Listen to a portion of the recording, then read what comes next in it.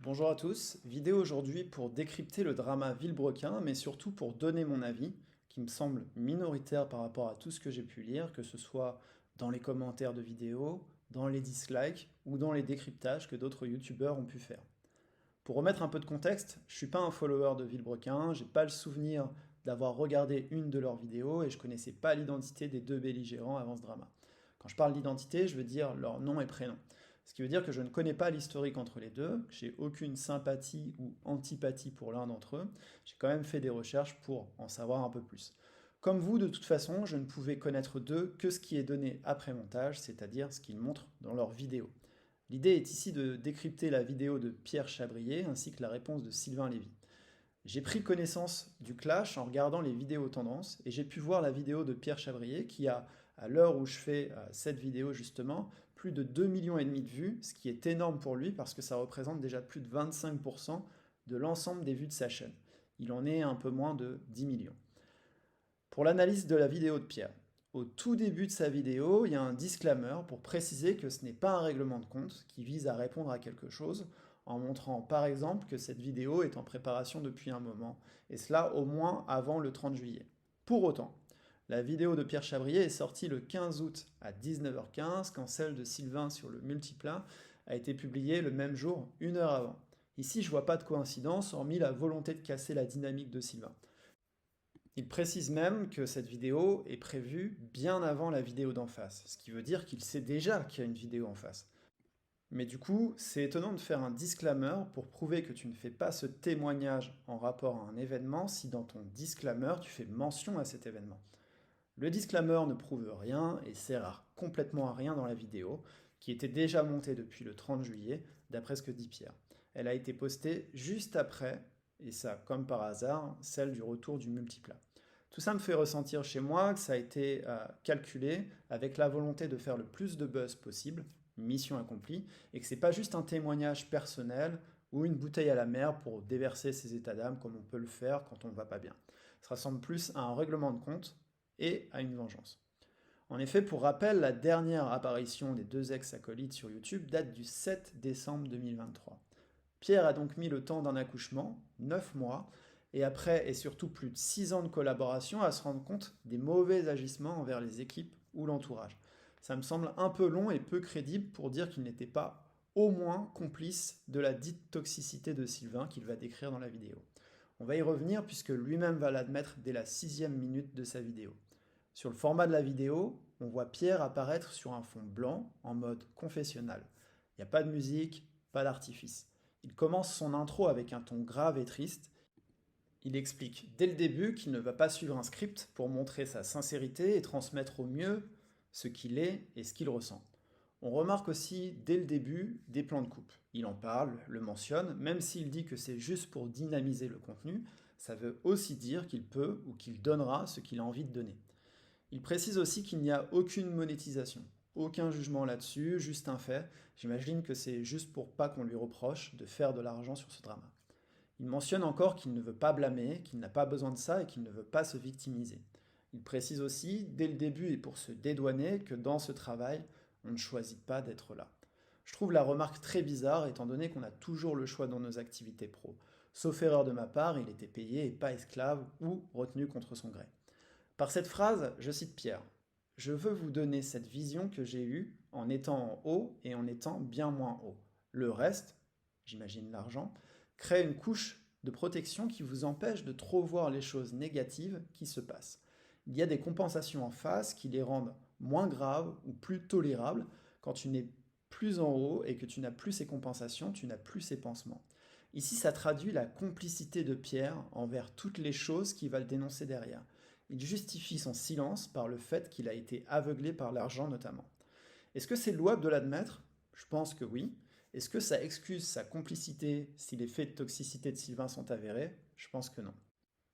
Je tiens à préciser que Pierre, dans cette aventure, était un dirigeant et non un employé. Il a donc cautionné les actions de l'entreprise. Il parle d'une pensée suicidaire qui a lieu quelques semaines après l'arrêt de Villebrequin, donc en décembre 2023. Il y a un début de larmes qui reste au montage alors qu'il dit ne pas avoir la volonté de se faire passer pour victime. Il y a un peu de mise en scène quand même. Je précise ici que je ne me moque pas et que je donne juste les faits entre sa vidéo, ses dires et ce qu'il nous donne. Cet épisode de la Jaguar, où il dit que ça a son importance que ce soit une Jaguar, j'ai toujours pas compris pourquoi, date de décembre. Il dit pourtant derrière que c'est cet épisode qui lui a fait dire qu'il ne pouvait plus garder cela pour lui. Quand il dit ça, est-ce qu'il parle des confessions qu'il a pu faire à ses proches ou de la vidéo qu'il est en train de faire? S'il s'agit de la vidéo, ça n'a pas de sens car elle sort 9 mois après. L'arrêt de Villebrequin. Il dit que la plupart des choses dites dans la vidéo de fin de Villebrequin sont vraies. C'est une bonne chose. Il précise cependant que l'arrêt ne s'est pas fait comme il l'aurait voulu et qu'il a été trop brutal selon lui, qu'il n'y a pas eu de respect pour les collaborateurs, ou les loulous comme il les appelle. Je ne vois rien de répréhensible dans ça de la part de Sylvain. Si lui n'a pas envie de faire la fête avec un final grandiose parce que l'ambiance est pourrie, je le comprends tout à fait. Pierre se positionne à la place des viewers en montrant qu'il souhaitait ce que toute la fanbase voulait. Il embarque donc à partir de là toute l'audience de Villebrequin dans son discours. Il parle ensuite d'une transition plus douce. Remettons juste les choses à leur place. Il ne s'agit que de vidéos divertissantes et il n'y a pas mort d'homme. Le ton utilisé versus l'enjeu est complètement disproportionné. Je pense surtout que l'arrêt a été brutal pour lui, qui n'avait aucun plan bien défini derrière, contrairement à Sylvain. Est-ce que vous en voudriez à votre collègue s'il décidait de changer de boulot? Ils ne sont pas liés et les mentions faites ici n'ont rien d'accablant envers Sylvain. Peu importe qui a décidé d'arrêter, ils étaient chacun libres de le faire et pas liés par un quelconque pacte. Sylvain n'a peut-être pas le tact pour faire transmettre ses envies et ses projets, mais il est dans son droit d'arrêter. Et selon moi, ça ne sert à rien ici de rejeter l'arrêt sur lui. La seule chose que cela produit, c'est attirer les foudres des fans tristes de l'arrêt de Villebrequin, qui, je le rappelle, n'est qu'une chaîne de divertissement. Pierre a un dégoût prononcé pour Sylvain et le traduit par une boule au ventre à la vue de son apparition dans son feed YouTube. Il parle de sa peur de voir Sylvain sortir des projets de vidéos qu'ils ont imaginés ensemble. Je comprends ici sa peur et son amertume et j'ai envie de lui dire: qu'est-ce qui t'empêche de le faire toi, de ton côté? Il n'y a aucune propriété intellectuelle sur les concepts YouTube et encore moins sur les idées balancées entre deux coupes-vents. Il dit que Villebrequin était sa vie. Cette phrase montre l'attachement viscéral à ce projet. Il parle lui-même de tripes. Je comprends la tristesse qu'il a pu ressentir à la fin de cette aventure. Il donne ici la sensation d'une personne qui a été larguée contre son gré. Je comprends la tristesse, mais encore une fois, son ex-acolyte n'était en aucun cas obligé de continuer Villebrequin si lui était blasé par le projet. Il dit avoir perdu son couple, des amis. Encore une fois, il a fait le choix de donner son temps à cette aventure. Sylvain n'avait pas un flingue pointé sur la tempe de Pierre pour l'obliger à tourner des vidéos. Ses choix ne regardent que lui et il n'a pas à faire porter le chapeau à d'autres. Le recrutement de sa copine. Il précise qu'il a fait rentrer sa copine dans l'entreprise. Oui, Villebrequin, c'est une entreprise pour ceux qui l'auraient oublié. Il parle d'une promesse de CDI non tenue. Effectivement, c'est des choses qui arrivent dans le monde du travail. J'ai moi-même fait face à plusieurs reprises. Je pense que vous y ferez face également à plusieurs reprises si ce n'est pas déjà le cas. C'est chiant, mais c'est la vie. Tant qu'il n'y a pas de contrat, tant que rien n'est signé, on ne peut rien statuer. Les promesses sont faites pour ceux qui veulent bien y croire. Bien qu'il dégonfle le sujet vie pro, vie perso, imaginez Sylvain dire à Pierre: non, on garde pas ta copine, elle est nulle. Ou non, je ne veux pas donner de prime à ta copine car elle ne fait pas le taf. Ici, il y a un mélange entre sentiments et enjeux entrepreneuriaux et c'est parole contre parole. Embaucher un élément avec qui nous avons des liens sentimentaux n'est pas le meilleur move à faire dans un business et ne peut créer que des tensions. Reprocher à Sylvain d'avoir accepté les CDD et la prime, mais d'avoir refusé les CDI, ne prouve rien et ce reproche n'a pas lieu d'être. Je pense surtout que Sylvain a fait ici une fleur à Pierre en acceptant de recruter sa conjointe. Sylvain a géré son recrutement comme il l'entendait, et comme le répète Pierre à plusieurs reprises dans la vidéo, ils sont deux à décider.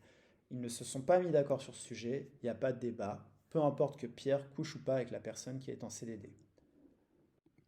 Après l'arrêt de Villebrequin, beaucoup de choses sont arrivées à ses oreilles, mais il ne peut pas en parler. Ici, c'est un commentaire inutile qui vise juste à sous-entendre que Sylvain avait mauvaise réputation et a mal agi. Encore une fois, il essaye d'amener l'audience dans son camp. Il peint un tableau de Villebrequin dont il était parfaitement au courant car il a vécu la chose de l'intérieur. Il mentionne le fait de demander de l'argent pour tout et pour rien. Encore une fois, Villebrequin, c'était une entreprise et cette remarque, si elle ne plaît pas à Pierre, montre que Sylvain avait tenté de faire du chiffre avec Villebrequin, comme tout entrepreneur souhaite le faire pour son entreprise. Je tiens à rappeler que Pierre a profité de cet argent et il l'a dit lui-même, cela l'a aveuglé. Je vois pas l'intérêt ici de dénoncer un système que tu dénonces seulement une fois son effondrement. Il dit s'être rendu compte bien trop tardivement de tout cela, mais ne voulait pourtant pas arrêter Villebrequin, car je le rappelle, ce n'est pas de son fait. Encore une fois, l'accusation semble inutile car il a pleinement profité et passivement participé à ce système. Il se plaint ensuite du multiplat qui devait être exposé dans le musée Matra avec son accord seul qui ne suffisait pas. Oui, je le rappelle, il s'agit d'une entreprise et il n'est pas le seul à décider. Il utilise ensuite le vocabulaire suivant. Je ferai tout pour que vous puissiez profiter du multiplat. Vous rendre, nous rendre. En faisant ça, il emmène toute la communauté de Villebrequin et se présente comme celui qui rendra à César ce qui appartient à César. Il se positionne comme un héros, mais admettons qu'il récupère le véhicule. Ce dernier doit appartenir à quelqu'un, et si c'était pas Sylvain, ce serait Pierre, donc ça ne changerait rien au problème. Le gros du problème est ici sur le multiplat. D'après Pierre, Sylvain a racheté le multiplat à un prix dérisoire et surtout sans son accord. Si cela est avéré, il n'y a qu'un seul tribunal et ce ne sera pas celui de YouTube qui pourra statuer sur ces faits. Visiblement, les démarches juridiques sont en cours. Il a donc fallu attendre presque 25 minutes sur 39 de cette vidéo pour avoir un seul élément pouvant être répréhensible envers Sylvain. Le reste n'est que parole contre parole, ressenti et règlement de compte. Il parle ensuite du prix dérisoire sans le mentionner. On peut donc que lui faire confiance. La tartine sur ses sentiments et son mal-être qu'il a pu nous fournir sur les 25 premières minutes entraîne l'auditeur à le croire mot pour mot. En effet, pourquoi il nous mentirait? Il ne voulait pas l'arrêt de Villebrequin, il veut rendre le multiplat à la communauté. Je me demande encore comment il veut faire ça. Il parle d'une envie égoïste de Sylvain. Je pense que sans s'en rendre compte, il agit de la même manière et pour les mêmes motivations, celui qui a perdu son bébé. Vient ensuite le comportement de Sylvain. Ce dernier est visiblement critiqué du fait de son comportement irrespectueux. Je rappelle que Pierre a travaillé 6 ans avec lui. Si Sylvain a un comportement irrespectueux, il en était témoin. Il ne date d'ailleurs pas les anecdotes mentionnées, mais cela montre encore une fois qu'il a accepté des choses pendant 6 années sans s'en plaindre. Après la fin de Villebrequin, il accuse Sylvain d'avoir voulu faire signer des contrats pour une exclusivité. Bien que le comportement puisse paraître petit, il est dans son droit, encore une fois. Business is business. Il parle d'un choix fait dans la peur pour ceux qui ont signé. Là encore, il positionne Sylvain comme une personne méchante qui pourrait menacer en cas de non-signature. Je ne comprends toujours pas à quelle peur il veut faire référence. Je n'ai plus rien, on m'a tout pris. Voilà la sémantique utilisée encore une fois par Pierre pour montrer sa vulnérabilité. Il parle ensuite de la télévision. Il mentionne le succès des audiences qu'ils ont réussi tous les deux, et d'après lui, on lui enlève encore une chose, car Sylvain ne souhaite pas continuer l'aventure. Qu'est-ce que ça signifie? Qu'il serait prêt, malgré tout ce qu'il vient de dire et ce qu'il pense depuis des mois, à collaborer avec Sylvain pour continuer la télé? Ils sont malheureusement un duo, et ceux qui ont aimé Villebrequin ne vont peut-être pas les aimer séparément. N'importe quel duo, quand il se sépare, perd une partie de son charme. Il parle de ses projets futurs en mentionnant qu'il risque d'être à la rue. Encore une fois, il joue sur la corde sensible et cela s'oppose au comportement beaucoup plus pragmatique que peut visiblement avoir Sylvain face au travail, notamment dans les négociations. Alors qu'il ne disait pas vouloir blâmer qui que ce soit, il en remet une couche en dévoilant que Sylvain a invité des personnes qu'il n'apprécie pas spécialement dans ses vidéos. Il dévoile donc des conversations privées, comme on peut tous en avoir à un moment donné avec des partenaires ou des amis. Rien de choquant. J'ai déjà été amené à collaborer avec des gens que je n'appréciais pas, et vous le ferez également au travail, mais encore une fois, business is business. Et si ce fit existe, il a profité effectivement à Sylvain, mais aussi à la personne invitée en lui offrant de la visibilité. N'oubliez pas, la majeure partie des gros youtubeurs sont des entreprises et ils bénéficient des visibilités de chacun sans pour autant être potes dans la vie. Il mentionne le fait qu'il balance tout ça et qu'on peut en faire ce qu'on veut, qu'il n'y a pas de méchant dans l'histoire, alors qu'il a littéralement décrit négativement le comportement d'une personne en plaçant son ex-acolyte sans le nommer comme le méchant du duo. Il espère qu'il n'y aura pas de surenchère. En gros, j'ai balancé mon pavé maintenant, inutile de répondre. Dans cette vidéo, il n'explique rien et donne uniquement un ressenti personnel sur une situation dans laquelle il a perdu le contrôle. Je vois ici qu'un règlement de compte entre ex-amis où l'un a misé plus que l'autre sur cette amitié. Concernant le message de Sylvain, faisons fi du sentiment qu'on peut avoir sur ce que peut être Sylvain au quotidien. J'ai regardé après coup quelques vidéos avec des youtubeurs et j'ai trouvé les concepts sympas malgré tout. Je le trouve pas hyper intéressant dans la présentation et dans ses interactions avec les invités, ce qui montre peut-être que la plus-value de ces deux-là n'était pas leur talent perso, mais leur duo et ce qu'ils s'apportaient mutuellement. Évidemment, Sylvain retranscrit un message plutôt diplomatique et sans accusation de valeur sur la personne de Pierre. Il assume cet achat de véhicule à 100% et semble avoir doublé Pierre qui voulait, d'après lui, acquérir le véhicule seul. La cession du véhicule, c'est un parole contre parole. Les différences sont là et assumées, et Sylvain le mentionne également en disant qu'il regrette que la promesse de ne pas parler de cela n'a pas été tenue. Il semble que la vidéo sur le multiplat a été la goutte d'eau qui a fait déborder le vase. Pierre a sûrement été mis au courant par quelqu'un de l'équipe et il s'est dit qu'il allait couper l'herbe sous le pied en balançant tous ses états d'âme, car oui, 95% de la vidéo ne sont que des états d'âme. Alors je sais pas pour vous, mais j'en ai un peu rien à faire de mon côté de savoir qui est sympa ou pas en off et les vidéos restent du divertissement. On s'éclate tous devant des animateurs, des sportifs, des chanteurs qui ont sûrement des comportements dégueulasses en privé. Avec cette vidéo témoignage de Pierre, Sylvain a perdu 50 000 abonnés en quelques jours quand Pierre en a gagné 140 000. La vidéo à charge de Pierre a fait clairement choisir un camp alors qu'il s'agit d'une discorde privée où l'un semble avoir perdu le contrôle de la situation du fait des choix de l'autre. Pierre l'a dit, Villebrequin, c'était sa vie. Traduction, il a perdu sa vie à l'arrêt de Villebrequin. Sylvain était libre d'arrêter, tout comme Pierre, d'arrêter cette aventure à tout moment. Pierre a cautionné le comportement de Sylvain pendant 6 années pour régler 9 mois après et en public ses comptes avec son ex-acolyte. Cette histoire ne regarde en rien les abonnés, et même si certains ont mis de l'argent dans une cagnotte pour une voiture, ce véhicule était la propriété d'une entreprise où les cofondateurs sont en conflit. Je souhaite bon courage à Sylvain pour qui la carrière YouTube aura du mal à se remettre. Je souhaite également bon courage à Pierre qui semble très affecté par l'arrêt de ce projet. Les pensées suicidaires qu'il a pu avoir sont dramatiques et je lui souhaite de se remettre le plus rapidement possible. Si ce n'est pas déjà fait, je l'invite à en parler à un professionnel car il semble avoir le moral à zéro et j'invite toutes les personnes qui écoutent, s'ils se sentent dans la même situation, de le faire. La santé mentale est très importante. L'idée ici n'était pas de prendre parti pour l'un ou pour l'autre, mais de montrer que la corde sensible qui a été utilisée consciemment ou inconsciemment par Pierre a poussé de nombreuses personnes à prendre parti sans se rendre compte que les accusations de valeur portées par Pierre ne tiennent sur pas grand-chose. Alors effectivement, on est tous le connard de quelqu'un, et votre ex-ami ou ex-petite amie pourrait très bien sortir ce genre de message. Je vous souhaite une bonne continuation à tous.